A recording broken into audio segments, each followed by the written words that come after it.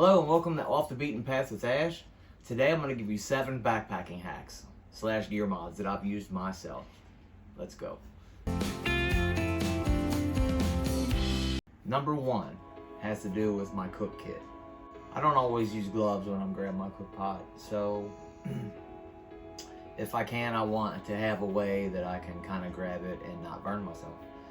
I have a 750 milliliter Toaks titanium pot, and on the handles I use electrical shrink wrap. What I did was take the handles off, and this shrink wrap, it's very cheap. I think I got this at Harbor Freight. Took the handles off, put the shrink wrap around it, and just shrink wrapped it. And now when I pick this up, it doesn't burn me.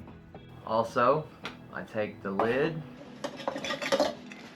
and I take a little piece of cordage and tie it around the lid, and that way I have something to grab the top off where I don't have to touch this metal.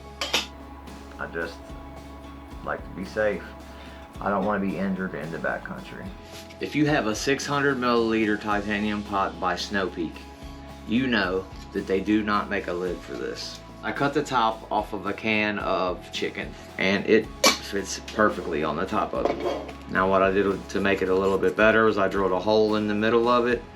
I put a wing bolt in the middle of it and a lock nut on the bottom, and now I have a handle for my lid. And then also I drilled some holes in it so I'm able to drain the water out of my meals or ramen or whatever it is. Idea I stole from YouTube. I took some Reflectix and made a koozie cup out of it. And then I took some carpet tape and wrapped it around it, and it just works just that much better. You want to see how to make these, you're gonna have to watch other YouTube videos. Kind of a stolen idea. What I do with this is basically just take a rubber band, put it around it, and it keeps it all in one. It's really nice. So now I have a lid for my Snow Peak 600 milliliter titanium pot, and I have handles that I can grab and a lid that I can grab without burning myself. So while my dinner is rehydrating, I have a way to keep it hot. Hack number 2. So if you're anything like me, you like to record stuff that happens and be able to go back and watch on it. Or maybe you like to start a YouTube channel, or you already have a YouTube channel. This has to do with being able to record the events of what's going on, or take pictures, or whatever it is. When I first got a GoPro, I thought that the mounts and everything were kind of expensive, and I didn't want to pay for it. So what I took was a piece of an inner tube, a bike inner tube, cut it off and cut a hole in it. And this enables the GoPro mount to mount on your backpack strap. Now, camera mounts for backpack strap, sometimes 70, 80, upwards of $100. This is a piece of a bicycle tube, and it works just as good. If you don't want to carry a tripod in the backcountry, this is for you as well. I drilled a hole in my trekking pole, put a screw through it, mounted this to my trekking pole. Now, instead of carrying a tripod into the backcountry, put my GoPro on this as I walk, or I can take pictures of the surrounding, over cliffs, anything that I want to. Tip number 3 has to do with getting the best rest possible when you're in the backcountry. Yeah, I might be a diva or whatever it is, but I use 2 pillows when I'm out there. And what I hate the most when I'm trying to sleep is if you lay your head down and your pillow slides off the mat. What good is it to you if it keeps sliding off the mat? Now, some people have a hood that holds their pillow in. I'm not one of them. I usually use a quilt. Neither one of the pillows that I use have straps, so I add them. When you wake up in the middle of the night when your pillow's not under your head, you got a crank in your neck, this might help you. Take you a piece of cordage, tie an overhand knot in it, and Gorilla Glue it, or whatever kind of glue that you like, to the pillow. Do the same thing on the other side, and then use a piece of elastic or cordage. I like to use some stretchy stuff. Seems to keep it on there a little bit better.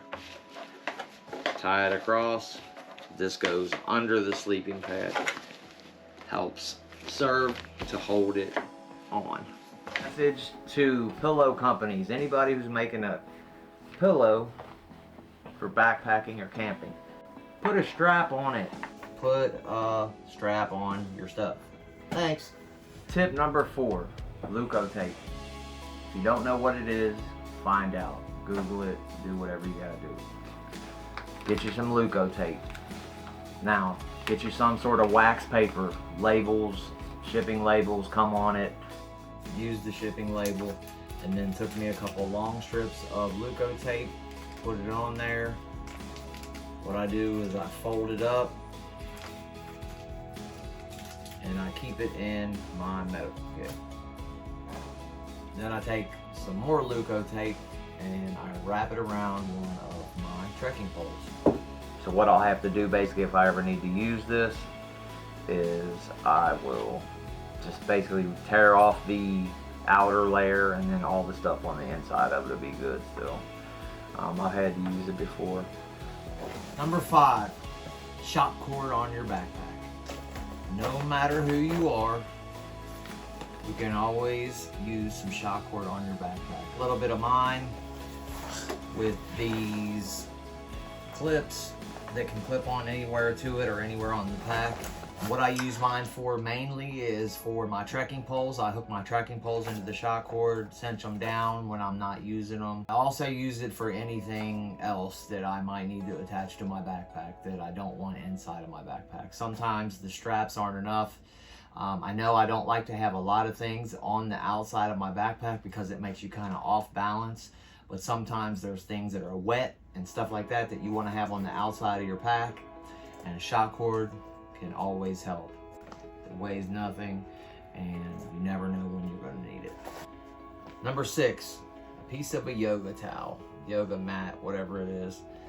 We had this yoga towel, I guess, thing that you lay down when you're doing yoga, laying around the house.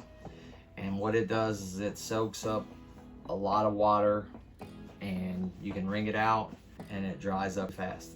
I put a hole in it, attach a carabiner through it, attach it on my pack, and then now I have a way to dry myself off, wipe sweat off, wipe condensation off my tent, whatever, anything you need a towel for. This much of a piece of towel is all I've ever needed. I used to keep 3-4 bandanas in the bag, a little piece like this for my tent, several little things. Ever since I've used this piece of, I guess it's a yoga towel, ever since I've had this is all I've ever needed.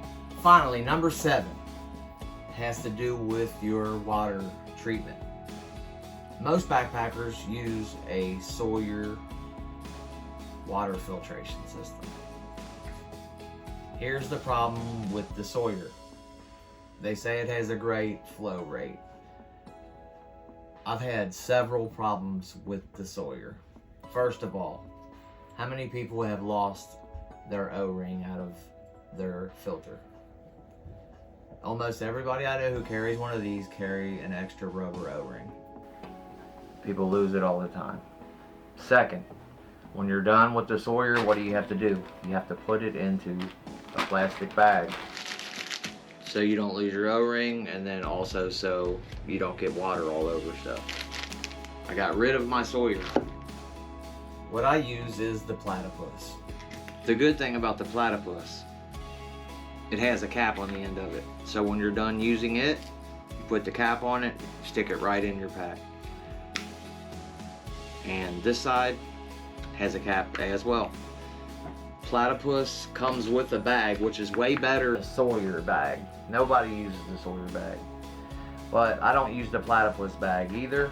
What I use is one of these Canuck bags, and this is good to be able to filter your water. But also, what this is good for is if you need extra water storage, this has a lid on it as well. Get your water in there, strap it, you know, on the top of your pack, or take it wherever you need to take it. With the platypus and the Canuck bag, this is the perfect water filtration system. So if you need clean water in the backcountry and you don't want to have water all over the place, you don't have to worry about losing an O-ring and getting water all over the inside of your pack. This has a cap on it. This has a cap on it. Keep your stuff dry. Wrap this up. I put a rubber band around it, and it's the perfect water filtration system. And also you have extra water storage. So there's a million other hacks or things that we can do in the backcountry that'll make our time on trail easier. These are just 7 of the ones that I thought of and have been making my life easier, and sometimes I don't see these being used by other backpackers. If any of these hacks have helped you, do me a favor and give me a like on the video, and maybe subscribe to the channel. If you have any hacks that might help me in my journey on the trail, drop it in the comment. That way I can get better, because I know I can get better, but together, you know, we can all get better. Off the beaten path of Dash. See ya.